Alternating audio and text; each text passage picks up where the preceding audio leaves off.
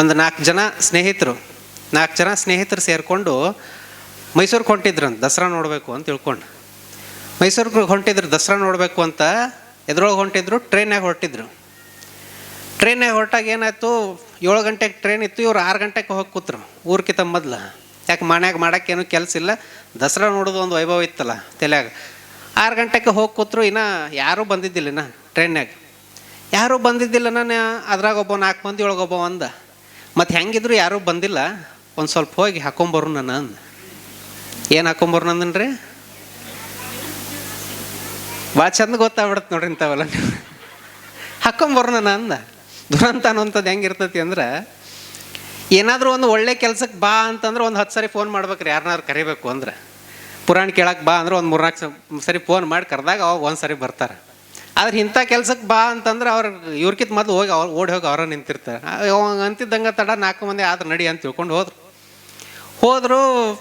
ಕೂತ್ರು ಅದ್ರೊಳಗೆ ಗುಂಗನ್ಯಾಗ ಮರ್ತ ಬಿಟ್ಟಾರೆ, ಈ ಕಡೆ ಟ್ರೈನ್ ಐತೆ ಅಂತ ತಿಳ್ಕೊಂಡು. ಇನ್ನೇನು ಟ್ರೈನ್ ಬಿಡಕ್ಕೆ ಒಂದು 10 ನಿಮಿಷಕ್ಕಿದ್ದಾಗ ನೆನಪಾತವ್ರಿಗೆ, ನಾವು ಮೈಸೂರಿಗೆ ಹೊಂಟಿವಲ್ಲ, ಟ್ರೈನ್ ಐತೆ ನಮ್ದು ಅಂತ ತಿಳ್ಕೊಂಡು. ಹಂಗೆ ಅಂದಿದ್ದ ತಡ ಓಡಿ ಬಂದು ನೋಡ್ತಾರ, ಟ್ರೈನ್ಯಾಗ ಒಂದು ಇರಿಬಿ ಹೋಗಕ್ಕೆ ಜಾಗ ಇಲ್ಲ. ಟ್ರೈನ್ಯಾಗ ಒಂದು ಇರಿಬಿ ಹೋಗಕ್ಕೆ ಜಾಗ ಇಲ್ಲ. ಅಷ್ಟು ಮಂದಿ ತುಂಬ ಕುಂತ್ಬಿಟ್ರೆ. ಯಾಕೆ, ಎಲ್ಲರೂ ದಸರಾ ನೋಡೋಕೆ ಹೋಗ್ಬೇಕಲ್ಲ. ನಾನು ಏನಾಯಿತು, ಅಟ್ಟೋತನ ಎಲ್ಲರೂ ಕೂಡಿ ಭಾಳ ಚಂದ ಕುಡ್ಕೊಂಡು ಹೋಗಿದ್ರು. ಯಾವಾಗ ಟ್ರೈನ್ಯಾಗ ಜಾಗ ಇಲ್ಲ, ನಾನು ಯಾರು ಕರ್ಕೊಂಡು ಹೋಗಿದ್ರಲ್ಲ ಅವ್ನು ಬೈಯಕ್ಕೆ ಚಾಲೂ ಮಾಡಿದ್ರಂತ. ಒಟ್ಟರು ನೋಡಿ ನಿನ್ನಿಂದ ಹಿಂಗಾತು. ನಾವು ಬಂದಾಗ ಪೂರ್ತಿ ಖಾಲಿ ಇತ್ತು. ನಿನ್ನ ಮಾತು ಕೇಳಿದ್ವಿ, ಒಟ್ಟು ನೋಡಿ ನಾವು ಹೊರಗದೀವಿ, ಒಟ್ಟು ಟ್ರೈನ್ ತುಂಬೈತಿ ಅಂದು. ಅವಾಗ ಒಂದು ಯೋಚನೆ ಮಾಡಬೇಡ್ರಿ, ಇದನ್ನೆಲ್ಲ ಮೊದಲೇ ಯೋಚನೆ ಮಾಡಿದ್ದು ನಾನು. ಹಿಂಗಾಕತ್ತೆ ಅಂತ ಗೊತ್ತಿತ್ತು ನನಗೆ. ಅದಕ್ಕೆ ನಾವೊಂದು ಐಡಿಯಾ ಮಾಡ್ತೀನಿ ತಡಿ, ಒಂದು ಹಾವು ಐತೆ ಬಿಡ್ತೀನಿ ಅಂದ. ಏನು ಹಾವು ಅಂತ ಕೇಳೋಣ, ಒಂದು ಕಿಸ್ದಾಗ ಒಂದು ಪ್ಲಾಸ್ಟಿಕ್ ಹಾವು ತಂದಿದ್ದೀನಿ. ಯಾರಿಗೂ ಗೊತ್ತಾಗಲ್ಲ ಅಂತ ತೆಗೆದ ಒಗದಲ್ಲೇ ಟ್ರೈನ್ಯಾಗ ಒಗದ. ಯಾರೂ ನೋಡ್ಲಾರ ಒಗದ್ಕುಳೆ ಏನಂದ, ಜೋರಾಗಿ ಚಿರಕ್ಕೆ ಚಾಲೂ ಮಾಡಿದೆ. ಹಾವು ಹಾವು ಹಾವು ಅಂದ. ಹಾವು ಅನ್ನೋನು ಎಲ್ಲರೂ ಹಾವು ಹಾರಿದ್ರು. ಒಟ್ಟರು ಹಾವು ಹಾರಿ ಟ್ರೈನ್ಯಾಗ ಇದ್ದವ್ರೆಲ್ಲ ಜಿಗದು ಹೊರಗೆ ಬಿದ್ದರು. ಹೊರಗೆ ಬೀಳೋಣ ಒಂದು ನೋಡಿ ಯಾರು ಕುಂದ್ರಾ ಕಟ್ಟ ಕೀಳಾಕತ್ತಿದ್ರಿ, ಇಲ್ಲಿ ಪೂರ್ತಿ ಟ್ರೈನಾಗ ಖಾಲಿ ಐತಿ, ಮೊಕ್ಕೋರಿ ಅಂತಂದು. ಇವ್ರ ಮಕ್ಕಳು ಅವ್ರಿಗೆ ಕಟ್ಟ ಬೇಕಾಗಿತ್ತು. ಒಬ್ಬೊಬ್ರು ಒಂದು ಸೀಟ್ನ ಹಿಡ್ಕೊಂಡು ಮೊಕ್ಕೊಂಡ್ರು 4 ಮಂದಿ. ಮೊದಲು ಹಾಕ್ಕೊಂಬಂದಿದ್ರು, ಚಂದ ಇದ್ದತ್ತು, ಗೊತ್ತಾಗಿಲ್ಲ. ಮುಂಜಾನೆ ಎದ್ದುಕೊಳ್ಳೆ ಒಬ್ರು ಬರ್ತಾರೆ ನೋಡ್ರಿ ಟ್ರೈನಾಗ ಹೊಂಟಾಗ, ಚಾಯ್ ಚಾಯ್ ಚಾಯ್ ಅಂತ.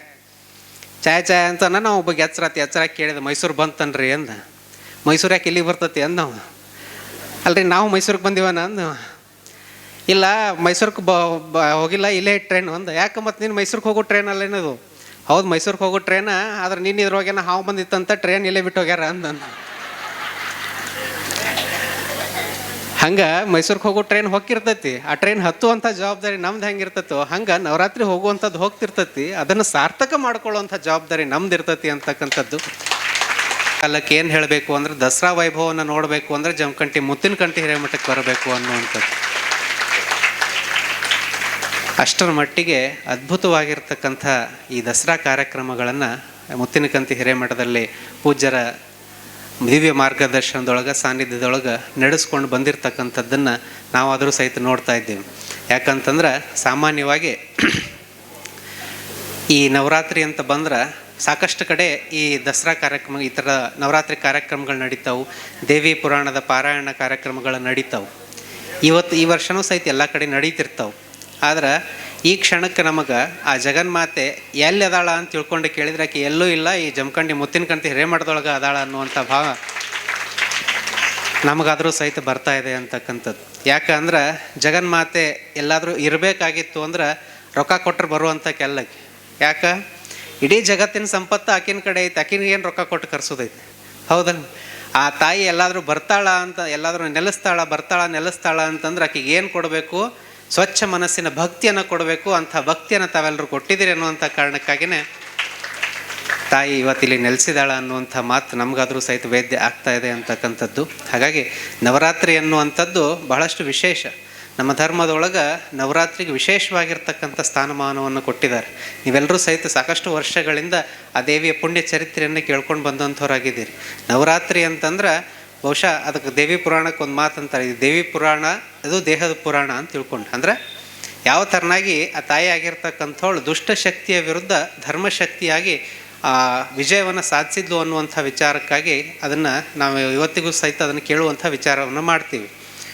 ಇವತ್ತು ನಿಮಗೆಲ್ಲರಿಗೂ ಗೊತ್ತಿರಬೇಕು ಏನು ಅಂತಂದ್ರೆ, ಒಂದು ಸಮಾಜ ಅನ್ನುವಂಥದ್ದು, ಒಂದು ಊರು ಅನ್ನುವಂಥದ್ದು, ಒಂದು ಮನೆ ಅನ್ನುವಂಥದ್ದು ಸುಭೀಕ್ಷವಾಗಿ ಶಾಂತಿಯಿಂದ ನೆಮ್ಮದಿಯಾಗಿ ಇರಬೇಕಾಗಿತ್ತು ಅಂದ್ರೆ ಅಲ್ಲಿ ಏನಾಗಬೇಕು ಅಂದ್ರೆ ಧರ್ಮಶಕ್ತಿ ಅನ್ನುವಂಥದ್ದು ಜಾಗೃತವಾಗಿರಬೇಕು. ಧರ್ಮಶಕ್ತಿ ಅನ್ನುವಂಥದ್ದು ವಿಜಯವನ್ನು ಸಾಧಿಸ್ಬೇಕು. ದುಷ್ಟಶಕ್ತಿ ಅನ್ನುವಂಥದ್ದು ವಿಜಯವನ್ನು ಸಾಧಿಸ್ಕೊಂತ ಹೋತು ಅಂತಂದ್ರೆ ಮನೆಯೂ ಉಳಿಯಂಗಿಲ್ಲ, ಊರು ಉಳಿಯಂಗಿಲ್ಲ, ಜಗತ್ತು ಉಳಿಯಂಗಿಲ್ಲ ಅಂತಕ್ಕಂಥದ್ದು. ಅವತ್ತಿನ ಕಾಲದಿಂದ ಹಿಡ್ಕೊಂಡು ಇವತ್ತಿನ ಕಾಲಕ್ಕೂ ಸಹಿತ ನೀವೆಲ್ಲ ನೋಡ್ಕೊಂಡು ಬಂದಿರಿ. ಹಿಂದಿನ ಕಾಲದೊಳಗನ ಧರ್ಮಶಕ್ತಿಯ ಶಕ್ತಿ ಕಡಿಮೆಯಾಗಿ ದುಷ್ಟಶಕ್ತಿದ ಶಕ್ತಿ ಹೆಚ್ಚಾಗ್ಬಿಟ್ಟಿತ್ತು ಅಂದ್ರೆ ಬಹುಶಃ ಇವತ್ತು ನಾವು ಯಾರೂ ಉಳಿತಾನೆ ಇರಲಿಲ್ಲ. ನಾವೆಲ್ಲ ಇವತ್ತು ಯಾಕೆ ಅದೀವಿ ಅಂತ ತಿಳ್ಕೊಂಡು ಕೇಳಿದ್ರೆ ಅವತ್ತಿನಿಂದ ಇವತ್ತಿನ ತನಕನೂ ಸಹಿತ ಯಾವಾಗ ದುಷ್ಟಶಕ್ತಿಯ ತಾಂಡವ ಅನ್ನುವಂಥದ್ದು ಹೆಚ್ಚಾಗ್ತದಲ್ಲ ಆವಾಗ ತಾಯಿ ಅನ್ನುವಂಥಕ್ಕೆ ಬಂದು ಆ ದುಷ್ಟಶಕ್ತಿಯನ್ನು ವಿನಾಶ ಮಾಡ್ಕೊಂಡು ಬಂದಿರತಕ್ಕಂಥದ್ದನ್ನು ನಾವಾದರೂ ಸಹಿತ ನೋಡ್ತೀವಿ. ಯಾವತ್ತಾದರೂ ಸಹಿತ ಒಂದು ಸಮಾಜ ನೀವೆಲ್ಲ ಕೇಳ್ಬೋದು ಏನಂದ್ರೆ, ಮತ್ತು ತಾಯಿ ಆವಾಗ ದುಷ್ಟಶಕ್ತಿಯನ್ನು ಸೋಲ್ಸ್ಯಾಳ ಅಂತಂದ್ರೆ ಮತ್ತು ಇವತ್ತು ಮತ್ತೆ ಯಾಕೆ ದುಷ್ಟಶಕ್ತಿಗಳದಾವು ಅಂತ ತಿಳ್ಕೊಂಡು ನೀವು ಕೇಳ್ಬೋದು. ಹೌದಲ್ಲ? ಎಲ್ಲ ಕಡೆ ನೋಡ್ತಿರ್ಬೇಕು. ದುಷ್ಟಶಕ್ತಿ ಅಂತಂದ್ರೆ ಬೇರೆ ಏನು ಅಲ್ರಿ, ಕೆಟ್ಟ ಗುಣ ಅನ್ನುವಂಥದ್ದು, ಕೆಟ್ಟ ಸ್ವಭಾವ ಅನ್ನುವಂಥದ್ದು. ಎಲ್ಲರೂ ಪ್ರತಿಯೊಬ್ಬರ ಮನಸ್ಸಿನಾಗೂ ಕೆಲವು ಕೆಟ್ಟ ಸ್ವಭಾವಗಳಿರ್ತಾವೆ. ಸಮಾಜದಾಗ ಕೆಲವು ದುಷ್ಟ ಜನ ಅನ್ನುವಂಥವ್ರು ಇದ್ದೇ ಇರ್ತಾರೆ. ಯಾವತ್ತಿಗೂ ಒಂದು ದುಷ್ಟಶಕ್ತಿ, ಒಂದು ಧರ್ಮಶಕ್ತಿ ಅನ್ನುವಂಥದ್ದು ಯಾವಾಗೂ ಇದ್ದದ್ದ. ರಾಮ ಇದ್ದ ಕಾಲಕ್ಕೆ ರಾಮನೂ ಇದ್ದ, ರಾವಣನೂ ಇದ್ದ. ಕೃಷ್ಣ ಇದ್ದ ಕಾಲಕ್ಕೆ ಕೃಷ್ಣನೂ ಇದ್ದ, ಕಂಸನೂ ಇದ್ದ. ಮಹಾಭಾರತದ ಕಾಲಕ್ಕೆ ಕೌರವರು ಇದ್ದರು, ಪಾಂಡವರು ಇದ್ದರು. ಆಗ ಇವತ್ತೂ ಇವನ್ನೆಲ್ಲ ನೋಡಿದ್ರೆ ಏನಾಗ್ತತಿ ಅಂದ್ರೆ ಸಮಾಜದಾಗ ದುಷ್ಟಶಕ್ತಿ ಅನ್ನುವಂಥದ್ದು ಇರ್ತತಿ, ಧರ್ಮಶಕ್ತಿ ಅನ್ನುವಂಥದ್ದು ಇರ್ತತಿ.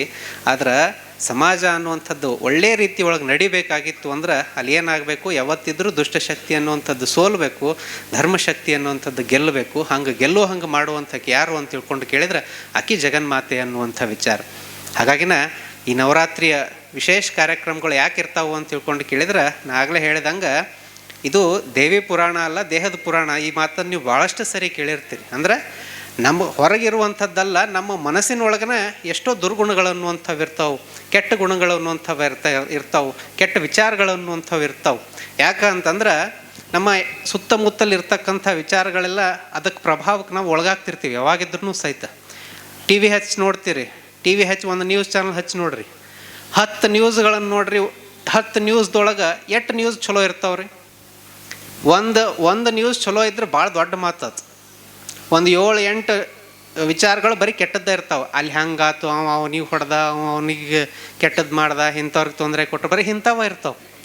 ನ್ಯೂಸ್ ಬೇಡ ಹಂಗಾರ ಅಂತ ತಿಳ್ಕೊಂಡು ಧಾರಾವಾಹಿ ಹಚ್ಚಿದ್ರಿ ಅಂದ್ರೆ ಬಾಬಾ ಅದು ಅದ್ಭುತ. ಅದು ನೀವೆಲ್ಲ ಧಾರಾವಾಹಿ ನೋಡ್ತೀರೇನು?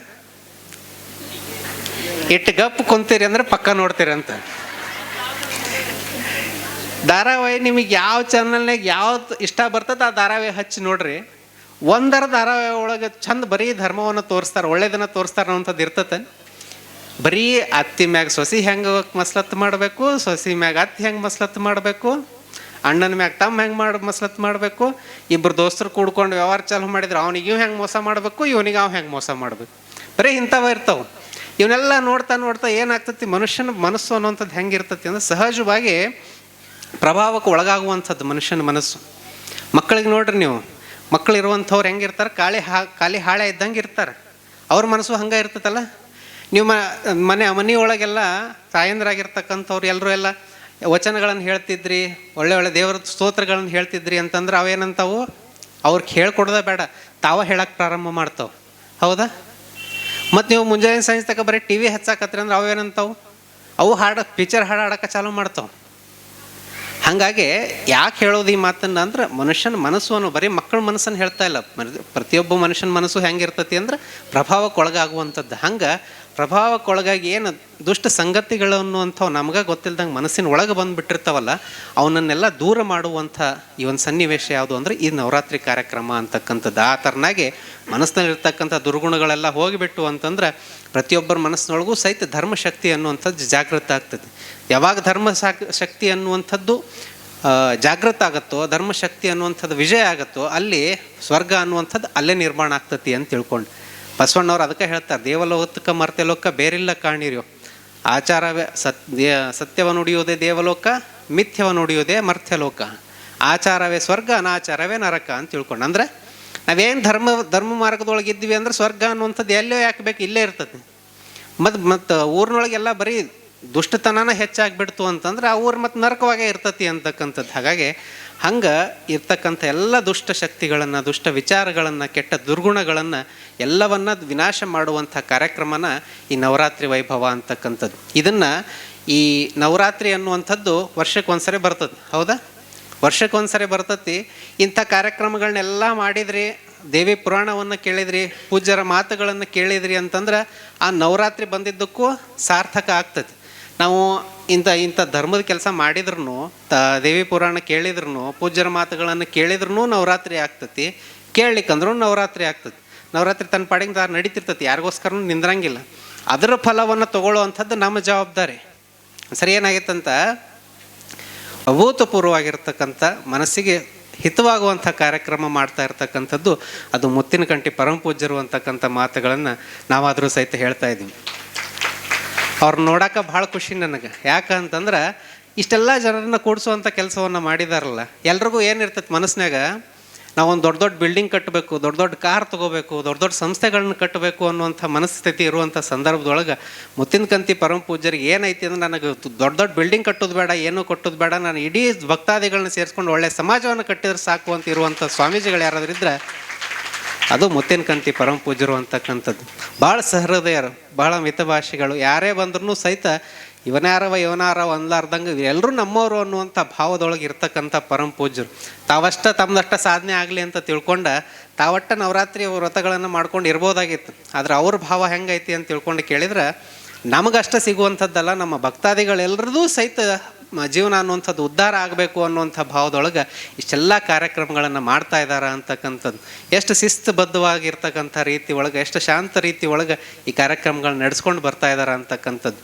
ಬಹುಶಃ ಆ ತಾಯಿಯ ಒಂದು ಆಶೀರ್ವಾದ ಅನ್ನುವಂಥದ್ದು, ಆ ತಾಯಿ ಅನುಗ್ರಹ ಅನ್ನುವಂಥದ್ದು ನಮಗೇನಾದ್ರೂ ಸಿಗಬೇಕಾಗಿತ್ತು ಅಂದ್ರೆ ಯಾವ ಥರನಾಗಿ ಅಲ್ಲಂ ಪ್ರಭುದೇವ್ರು ಹೇಳ್ತಾರಲ್ಲ, ಕಂಡುದದನ್ನೇ ಕಂಡು ಗುರುಪಾದ ಪೀಠದಲ್ಲಿ ಕಾಣದದ ಕಾಣಬಹುದು ಅಂತ ತಿಳ್ಕೊಂಡ. ತಾಯಿಯ ಮೂರ್ತಿಯನ್ನು ನೀವೆಲ್ಲರೂ ನೋಡಿದ್ದೀರಿ, ತಾಯಿಯನ್ನು ಸಾಕ್ಷಾತ್ ನೀವು ಯಾರು ನೋಡಿದ್ದೀರಿ? ನೋಡೋದಕ್ಕೆ ಸಾಧ್ಯ ಇಲ್ಲ. ಅಂಥ ತಾಯಿಯ ಸಾಕ್ಷಾತ್ಕಾರ ನಿಮ್ಗೆ ಆಗಬೇಕಾಗಿತ್ತು ಅಂದ್ರೆ ಅದು ಗುರುಮುಖೇನವಾಗಿ ಆಗಬೇಕಾಗ್ತದೆ. ಹಾಗಾಗಿ ಹಂಗೆಲ್ರಿಗೂ ಸಹಿತ ತಾಯಿ ಅನುಗ್ರಹ ಸಿಗಲಿ ಅನ್ನುವಂಥ ಕಾರಣಕ್ಕಾಗಿಯೇ ಪರಮ ಪೂಜ್ಯರು ಇಂಥ ಅದ್ಭುತವಾಗಿರ್ತಕ್ಕಂಥ ಕಾರ್ಯಕ್ರಮವನ್ನು ಮಾಡ್ತಾ ಇದ್ದಾರೆ. ಇದೇ ಥರನಾಗಿರ್ತಕ್ಕಂಥ ಕಾರ್ಯಕ್ರಮಗಳು ಶ್ರೀಮಠದಿಂದ ಸದಾಕಾಲ ನಡ್ಕೊಂಡು ಬರಲಿ ಅನ್ನುವಂಥ ಮಾತುಗಳನ್ನ ಹೇಳ್ತಾ ನಮ್ಮ ಒಂದೆರಡು ವಾಕ್ಪುಷ್ಪಗಳನ್ನ ಶ್ರೀಚರಣಕ್ಕೆ ಅರ್ಪಿಸ್ತೀವಿ. ಓಂ ಶಾಂತಿ.